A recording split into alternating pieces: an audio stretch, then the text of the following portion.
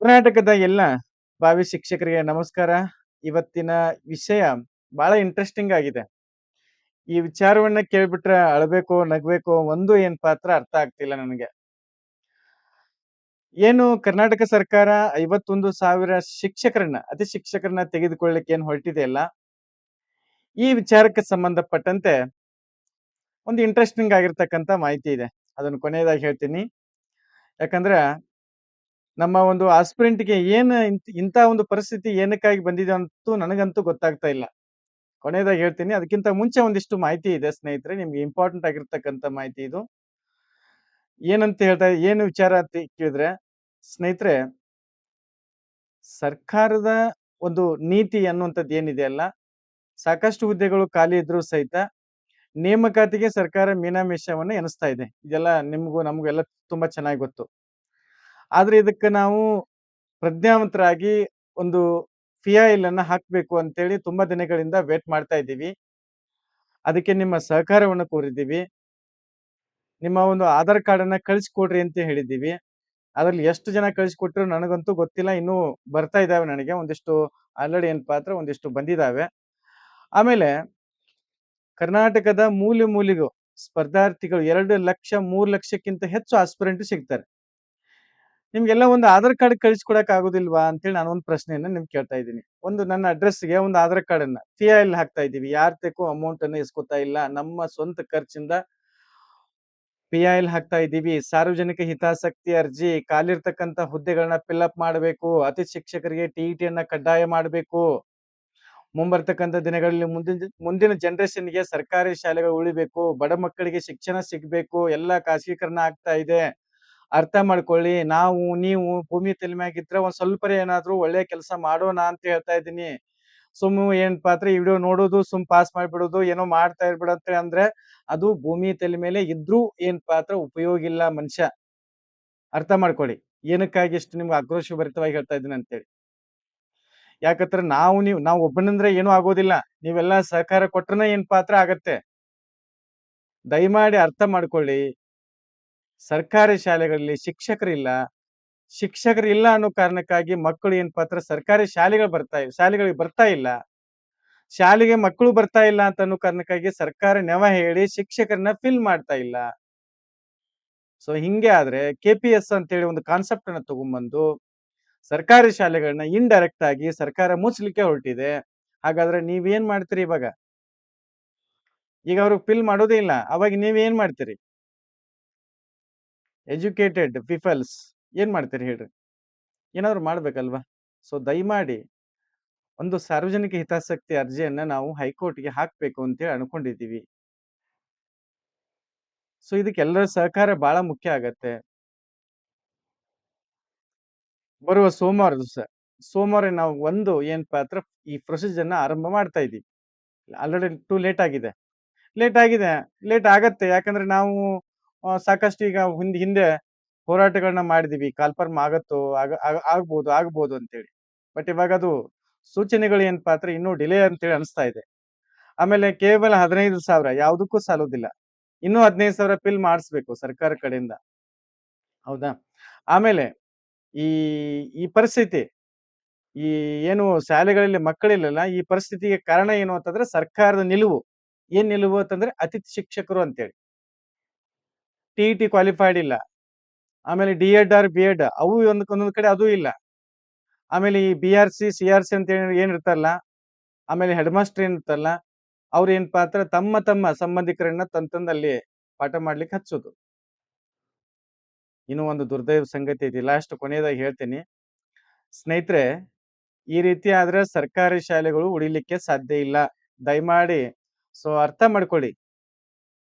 ನಾವು ನಮ್ಮ ಒಂದು ವೈಯಕ್ತಿಕ ಕೆಲಸಗಳನ್ನ ಬದಿಗೊತ್ತಿ ಇವಾಗ ಕೋರ್ಟ್‌ಗೆ ಹಾಕ್ಬೇಕು ಅಂತೇಳಿ ಎಲ್ಲಾ ಪೇಪರ್ಸ್ ಅನ್ನ ರೆಡಿ ಮಾಡಿ ಇಟ್ಕೊಂಡಿವಿ. ಕೋರ್ಟ್‌ಗೆ ಪಿಐಎಲ್ ಅಂತೇಳಿ. ಸಾರ್ವಜನಿಕ ಹಿತಾಸಕ್ತಿ ಅರ್ಜಿ. ಒಂದು ಏನು 85,000 ಖಾಲಿ ಇದಾವಲ್ಲ, 1,00,000 ಹತ್ತತ್ರ 1,00,000 ಖಾಲಿ ಇದಾವಲ್ಲ. ಸೊ ಖಾಲಿ ಇರ್ತಕ್ಕಂಥ ಹುದ್ದೆಗಳನ್ನ ಫಿಲ್ ಮಾಡ್ಬೇಕು ನಮ್ಮ ಇಂಟೆನ್ಷನ್. ಎರಡನೇದೇನು ಅಂತಂದ್ರೆ ಏನು ಗೆಸ್ಟ್ ಟೀಚರ್ ಇರುತ್ತಲ್ಲ, ಈ ಕಾನ್ಸೆಪ್ಟ್ ಅನ್ನ ಇರಬಾರ್ದು. ಇದ್ರೂ ಸಹಿತ ಇದಕ್ಕೆ ಕ್ರೈಟೇರಿಯಾ ಇರ್ಬೇಕು. ಅವರು ಅತಿಥಿ ಅಂತೇಳಿ ತಗೊಂಡಾರಲ್ಲ, ಕಾನ್ಸೆಪ್ಟ್ ಹುಟ್ಟು ಹಾಕ್ಯಾರಲ್ಲ. ಅತಿಥಿ ಅಂತಂದ್ರೆ ಜಸ್ಟ್ 2 ರಿಂದ 3 ತಿಂಗಳ ಅವಧಿ. ಬಟ್ ಇವ್ರವ್ರು 2014ರಿಂದ ಏನ್ ಕಾಂಗ್ರೆಸ್ ಗೌರ್ಮೆಂಟ್ ಐತಲ್ಲ, ಇದೇ ಅವಧಿ ಒಳಗೆ ಹಿಂದೆ ಸರ್ಕಾರ ಇತ್ತಲ್ಲ, ಆ ಟೈಮಲ್ಲಿ ಈ ಕಾನ್ಸೆಪ್ಟ್ ಅನ್ನ ತಗೊಂಬಂದ್ರು, ಶಾಲೆಗಳನ್ನ ಮುಚ್ತಾ ಇದ್ದಾರೆ. ಅದು ಅತಿಥಿ ಅಂತಂದ್ರೆ ಮನೆಗೆ ಅತಿಥಿ ಬಂದಿರ್ತಾನ, 1 ದಿವಸ ಅಥವಾ 2 ದಿವಸ ಇರ್ತಾನ, ಹೋಗ್ಬಿಡ್ತಾನ. ಅದೇ ಕಾನ್ಸೆಪ್ಟ್ ಇದು. ಆದ್ರೆ ಒಬ್ಬೊಬ್ರು ಏನಪ್ಪಾ ಅಂದ್ರೆ ಪರ್ಮನೆಂಟ್ ಮಾಡ್ಕೊಂಡ್ಬಿಟ್ಟಿದ್ದಾರೆ ಅತಿ ಶಿಕ್ಷಕರು. ಒಂದೊಂದ್ ಕಡೆ ಏನಪ್ಪಾ ಅಂದ್ರೆ ಬಕೆಟ್ಗಳನ್ನ ಹಿಡ್ಕೊಂಡು ಅವ್ರು ಅಲ್ಲೇ ಏನಪ್ಪಾ ಅಂದ್ರೆ ಫಿಕ್ಸ್ ಆಗಿಬಿಟ್ಟಿದ್ದಾರೆ. ಸೊ ಆ ರೀತಿ ಆಗ್ಬಾರ್ದು. ಸರ್ಕಾರಿ ಶಾಲೆಗಳು ಅಂತಂದ್ರೆ ಈ ಹೆಂಗ್ ಆಗ್ಬಿಟ್ಟಿದಾವ ಅಂತಂದ್ರೆ ಏನು ಯಾವುದಕ್ಕೂ ಉಪಯೋಗ ಇಲ್ದಂಗ ಆಗ್ಬಿಟ್ಟಿದಾವ. ಇದು ಆಗ್ಬಾರ್ದು ಸ್ನೇಹಿತರೆ. ದಯಮಾಡಿ ನೀವೆಲ್ಲ ಸಾಥ್ ಕೊಡ್ಬೇಕು. ಅತಿ ಶಿಕ್ಷಕರಿಗೆ ಕಂಪಲ್ಸರಿ 2ನೇ ವಿಚಾರ ಹೇಳ್ತಾ ಇದ್ದೀನಿ. ಅತಿ ಶಿಕ್ಷಕರಿಗೆ ಕಂಪಲ್ಸರಿ ಟಿ.ಟಿ ಆಗ್ಲೇಬೇಕು. ನೆಕ್ಸ್ಟು ಅತಿ ಶಿಕ್ಷಕರನ್ನ ತೆಗೆದುಕೊಳ್ಬೇಕಾದ್ರೆ ಅವ್ರಿಗೂ ಪಾಪ ನಾವು ಬಹಳ ವಿಚಾರ ಮಾಡಿದ್ವಿ. ಅತಿ ಶಿಕ್ಷಕರಾಗಿ ಒಂದು 12, 14,000 ಅವ್ರೇನ್ ಹೋಗ್ತಾ ಇದಾರಲ್ಲ, ಕನಿಷ್ಠ ಮಿನಿಮಮ್ ಕನಿಷ್ಠ ವೇತನ ಕಾಯ್ದೆ ಅಂತೇಳಿ ಬರುತ್ತೆ. ಅಲ್ಲಿ ಏನಿಲ್ಲ ಅಂತಂದ್ರು 30,000 ಸ್ಯಾಲರಿ ಬೇಕು ಅವ್ರಿಗೆ. ಅದನ್ನು ಏನಪ್ಪಾ ಅಂದ್ರೆ ಕೋಟಿಗೆ ಹಾಕುದು. ದಯಮಾಡಿ ಅತಿ ಶಿಕ್ಷಕರ ಸಂಘ ಏನು 2 ಸಂಘಗಳದಾವಲ್ಲ, ಆ ಎಲ್ಲಾ ಸಂಘಟನೆಯ ಒಂದು ಸದಸ್ಯರು ಏನಪ್ಪಾ ಅಂದ್ರೆ ಬೆಳಗ್ಗೆಯಿಂದ ಕರೆ ಮಾಡ್ತಾನೆ ಇದೀನಿ. ನಿಮ್ ಕರೆಗಳನ್ನ ಪಿಕ್ ಮಾಡಿದೀನಿ. ಸೊ ನೀವೆಲ್ಲ ಏನಪ್ಪಾ ಅಂದ್ರೆ ಸಹಕಾರ ಕೊಡಿ. ಕಂಪಲ್ಸರಿ ಏನಪ್ಪಾ ಅಂದ್ರೆ ಇವುಗಳನ್ನ ನಾವು ಮಾಡಿಸ್ಬೋದು. ಇದುವರೆಗೆ ನಾವು ಹಿಡಿದಂತ ಕೆಲಸ ಯಾವ್ದು ಫೇಲ್ಯೂರ್ ಆಗಿಲ್ಲ. ಇದನ್ನು ಸಹಿತ ನಿಮ್ ಮುಂದೆ ಕಣ್ಮುಂದೆನೆ ಏನಪ್ಪಾ ಅಂದ್ರೆ ಮಾಡಿಸಿ ತೋರಿಸ್ತೀನಿ. ಡಿಲೇ ಆಗಿದೆ. ಯಾಕೆ ಡಿಲೇ ಆಗಿದೆ ಅಂತ ಹೇಳ್ತೀನಿ. ನಾವು ಹೋರಾಟದಲ್ಲಿ ತೊಡಗಿರೋದ್ರಿಂದ ಡಿಲೇ ಆಗಿದೆ. ಬಟ್ ಇವಾಗ ಅದನ್ನ ಕಂಪಲ್ಸರಿ ಮಾಡಿಸ್ತೀವಿ. ಮತ್ತೆ ಈ ಈ ಹಿಂದೆ ಈ ವಸತಿ ಶಾಲೆಗಳಲ್ಲಿ ಯಾವ ರೀತಿ ಅಪ್ಲಿಕೇಶನ್ ಹಾಕಿ ಮೆರಿಟ್ ಆಧಾರದ ಮೇಲೆ ಟಿ.ಇ.ಟಿ ಆಧಾರದ ಮೇಲೆ ಆ ರೀತಿ ಮಾಡಿದ್ರಲ್ಲ, ಅದನ್ನೂ ಸಹ ಏನಪ್ಪಾ ಅಂದ್ರೆ ಕಮಿಷನರ್ ಅವರಿಗೆ ಸೋಮವಾರ ಮನವಿ ಮಾಡ್ಕೋತೈತಿ. ಒಂದು ಟಿ.ಇ.ಟಿ ಕಂಪಲ್ಸರಿ ಮಾಡ್ಬೇಕು ಅಂತೇಳಿ ಮನವಿ ಮಾಡ್ಕೊತಿದೆ. 2ನೇದು ಏನು ಅಂತಂದ್ರೆ ಸೊ ಅಪ್ಲಿಕೇಶನ್ ಹಾಕುವಂತ ಸಿಸ್ಟಮ್ ಬರಬೇಕು. ಗೆಸ್ಟ್ ಟೀಚರ್ ಅಂದ್ರೆ ಬೇಕಾಬಿಟ್ಟಿ ಆಗಿಬಿಟ್ಟಿದೆ. ಯಾವಾಗ ಬರೋದು ಯಾವಾಗ ಬೇಕಾದ ಹೋಗೋದು, ಎಲ್ಲೆಲ್ಲೋ ಏನೇನೋ ಕೆಲಸ ಮಾಡ್ಕೊಂಡು ಬಿಸಿನೆಸ್ ಮಾಡ್ಕೊಂಡು ಈ ಗ್ರಾಮೀಣ ಮಟ್ಟದಲ್ಲಿ ಏನಪ್ಪಾ ಅಂದ್ರೆ ಸರ್ಕಾರಿ ಶಾಲೆಗಳನ್ನ ಮಾನವನ್ನ ಕಳೀತಾ ಇದ್ದಾರೆ ಗೆಸ್ಟ್ ಟೀಚರ್ ಎಲ್ಲ.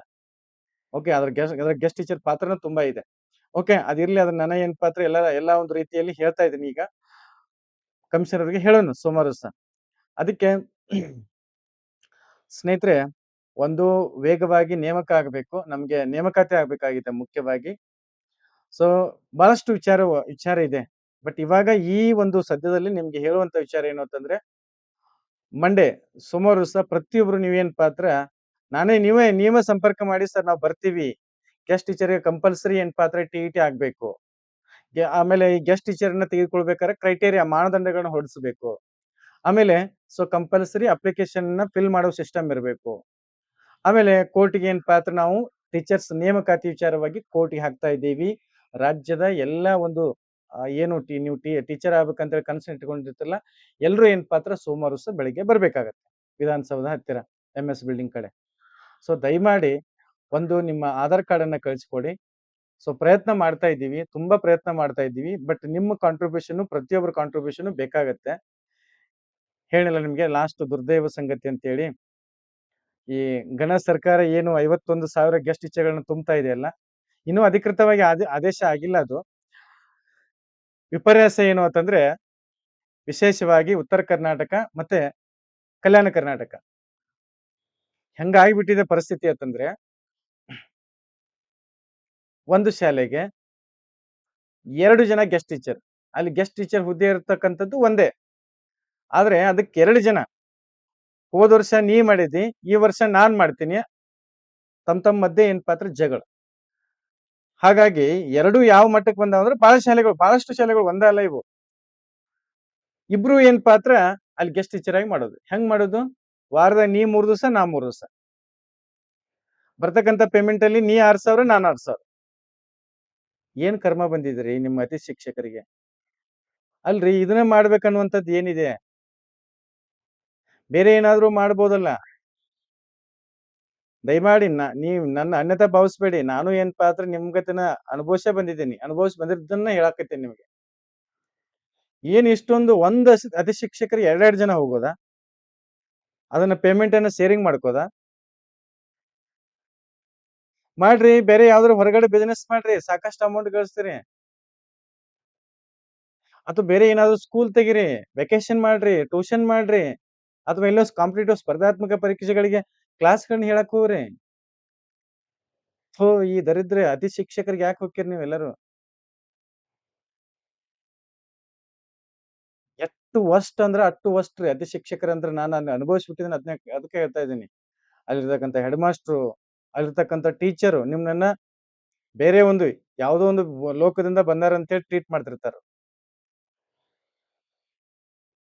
ಇದು ಅಲ್ಲ ಸ್ನೇಹಿತರೆ, ದಯಮಾಡಿ ಅರ್ಥ ಮಾಡ್ಕೊಳ್ಳಿ.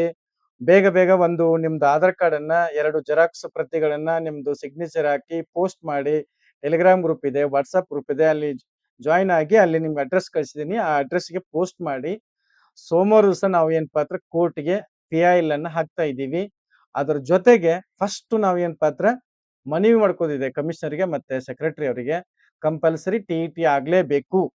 ಮತ್ತೆ ಅದಕ್ಕೆ ಕ್ರೈಟೇರಿಯಾ ಮಾನದಂಡಗಳನ್ನ ಹೊರಡಿಸ್ರಿ ಅಂತೇಳಿ ಮಾಡೋದಿದೆ. ದಯಮಾಡಿ ಪ್ರತಿಯೊಬ್ಬರು ಸಂಘಟನೆಗಳು ಏನು ಗೆಸ್ಟ್ ಟೀಚರ್ ಸಂಘಟನೆಗಳಿದಾವಲ್ಲ, ಅವರೆಲ್ಲ ಏನಪ್ಪಾ ಅಂದ್ರೆ ನೀವೆಲ್ಲ ಬರ್ತೀವಿ ಅಂತ ಹೇಳ್ತಾ ಇದ್ರಿ. ಸೊ ದಯಮಾಡಿ ಸೋಮವಾರ ಸಹ ಬನ್ನಿ. ಖಂಡಿತ ಏನಪ್ಪಾ ಅಂದ್ರೆ ಅದಕ್ಕೆ ಮಾನದಂಡಗಳಾಗಿ ಮಾಡೋಣ. ಇಲ್ಲ ಅಂತಂದ್ರೆ ಸರ್ಕಾರಿ ಶಾಲೆಗಳನ್ನ ಮುಂದೆ ಏನಪ್ಪಾ ಅಂದ್ರೆ ನಾವು ಹಗಲಿ ಹೊತ್ತಲ್ಲಿ ಟಾರ್ಚ್ ಹಚ್ಚಿ ಹುಡುಕ್ಬೇಕಾಗತ್ತೆ. ಹೌದಾ? ಸೊ ಇದು ನೆನಪಿರ್ಲಿ ಎಲ್ಲರಿಗೂ. ಆಮೇಲೆ ಇದು ಏನು ಈ ಸರ್ಕಾರದ ಈ ಒಂದು ನೀತಿಯಿಂದ ಇನ್ನೂ ನೇಮಕಾತಿನೂ ವಿಳಂಬ ಆಗ್ಬೋದು. ಯಾಕಂದ್ರೆ ಇಲ್ಲಿ ಸ್ಟೇಬಲ್ ಆಗಿಲ್ಲ. ಇನ್ನೂ ಅದು ಸಚಿವ ಸಂಪುಟ ಹೊಸದಾಗಿ ರಚನೆ ಆಗ್ಬೇಕು. ಸಿಎಂ ರಚನೆ ಆಗ್ಬೇಕು. ಹೊಸದಾಗಿ ಸಿಎಂ ಬರ್ಬೇಕು. ಏನ್ ಇವನೇ ಇರ್ತಾನ ಪುಣ್ಯಾತ್ಮ? ಏನ್ ಮತ್ತೊಬ್ರು ಬೇರೆ ಬರ್ತಾರ? ಬಂದ್ರೆ ಅವ್ರು ಏನಪ್ಪಾ ಅಂದ್ರೆ ಇಲ್ಲೆಲ್ಲ ಅರ್ಥ ಮಾಡ್ಕೋಬೇಕು. ಅವಾಗ ಅಪ್ರೂವಲ್‌ಗೆ ಏನಪ್ಪಾ ಅಂದ್ರೆ ಸಿಗ್ನೇಚರ್ ಹಾಕ್ಬೇಕು. ಅವೆಲ್ಲ ಸ್ವಲ್ಪ ಇನ್ನೂ ಏನಪ್ಪಾ ಅಂದ್ರೆ ಡಿಲೇ ಆಗ್ತದ 2 ತಿಂಗಳು. ಹಿಂಗಾದ್ರೆ ಪರಿಸ್ಥಿತಿ ಬಹಳ ಏನಪ್ಪಾ ಅಂದ್ರೆ ಹದಗೆಡುತ್ತೆ. ದಯಮಾಡಿ ಒಬ್ಬರು ವ್ಯಕ್ತಿ ಮಾಡ್ತಾ ಇದ ನಂತರ ಸೊ ದಯಮಾಡಿ ಎಲ್ರೂ ಏನಪ್ಪಾ ಅಂದ್ರೆ ಸಪೋರ್ಟ್ ಮಾಡಿ. ಬದಲಾವಣೆ ಏನಪ್ಪಾ ಅಂದ್ರೆ ಒಬ್ಬನಿಂದ ಆಗೋದಿಲ್ಲ. ಎಲ್ಲರಿಂದ ಒಗ್ಗಟ್ಟಿನಿಂದ ಬದಲಾವಣೆ ಆಗತ್ತೆ. ಸೊ ದಯಮಾಡಿ ಎಲ್ರೂ ಏನಪ್ಪಾ ಅಂದ್ರೆ ನಿಮ್ಮ ಒಂದು ಏನ್ ನಾ ಹೇಳಿದ್ದೀನಲ್ಲ, ಸೊ ಆ ರೀತಿ ಮಾಡಿ. ಆಮೇಲೆ ಯಾವ ಶಾಲೆಗಳಲ್ಲಿ ಶಿಕ್ಷಕರ ಶಾಲೆಗಳಿದಾವಲ್ಲ, ಅದ್ರ ಮಾಹಿತಿ ಏನಾದ್ರು ಕಳಿಸ್ಲಿಕ್ಕೆ ಸಾಧ್ಯ ಆದ್ರೆ ಕಳಿಸ್ಕೊಡಿ. ಆರ್‌ಟಿ ಅಂದ್ರೆ ರೈಟ್ ಟು ಇನ್ಫಾರ್ಮೇಷನ್ ಆಕ್ಟ್ ಒಂದು ಫಾರ್ಮ್ ಸಿಗತ್ತೆ. ಅದನ್ನ ನೀವು ಸ್ಕೂಲ್‌ಗಳಿಗೆ ಫಿಲ್ ಅಪ್ ಮಾಡಿ ಕೊಟ್ರಂದ್ರೆ ಎಷ್ಟು ಜನ ಶಿಕ್ಷಕರಿದ್ದಾರೆ, ಎಷ್ಟು ಜನ ಮಕ್ಕಳಿದಾವ, ಎಷ್ಟು ಅತಿ ಶಿಕ್ಷಕರು, ಎಷ್ಟು ಜನ ಕಾಯಂ ಶಿಕ್ಷಕರು, ಎಷ್ಟು ಗೌರ್ಮೆಂಟ್ ಏನಪ್ಪಾ ಅಂದ್ರೆ ಸ್ಯಾಂಕ್ಷನ್ ಪೋಸ್ಟ್. ಆಮೇಲೆ ಮೂಲಭೂತ ಸೌಲಭ್ಯಗಳು ಇಷ್ಟೊಂದು ಕೇಳಿ ಒಂದು ಅಪ್ಲಿಕೇಶನ್ ಹಾಕಿಕೊಡ್ರಿ. ಸಾಧ್ಯವಾದ್ರೆ ಕಲ್ಯಾಣ ಕರ್ನಾಟಕ, ಉತ್ತರ ಕರ್ನಾಟಕ ಈ ಕಡೆ ಭಾಗಕ್ಕೆ ಸ್ವಲ್ಪ ಜನ ಏನಪ್ಪಾ ಅಂದ್ರೆ ಟೀಚರ್ ಹೆಚ್ಚಾಗಿದ್ದಾರೆ ಅಂತ ಹೇಳ್ತಾ ಇದಾರೆ. ಅದು ನಿಜ ಇರ್ಬೋದು ಅಂತ ಅನ್ಕೋತೀನಿ ನಾನು. ಬಟ್ ಈ ಒಂದು ಏನಾದ್ರು ಕೆಲಸ ಮಾಡಕ್ ಆಕತ್ತೆ ನೋಡ್ರಿ. ದಯಮಾಡಿ ಇದ್ನರಿ ಮಾಡ್ರಿ ಅಲ್ಲೇ ಕೂತ್ಕೊಂಡು. ಸುಮ್ನೆ ನೋಡ್ತಿರಿ ಬಿಡ್ತೀರಿ. ಬಾಳಾದ್ರೆ ಏನಪ್ಪಾ ಅಂದ್ರೆ ಒಂದು ಕಮೆಂಟ್ ಹಾಕೋದು. ಅದನ್ನ ಮಾಡ್ಸ್ರಿ, ಇದನ್ನ ಮಾಡ್ಸ್ರಿ, ಅದ್ ಹಂಗ್ಯಾಕ, ಇದ್ ಹಂಗ್ಯಾಕ ಅಂತ. ಬರೇ ಇಷ್ಟ ಆಗ್ಬಾರ್ದು.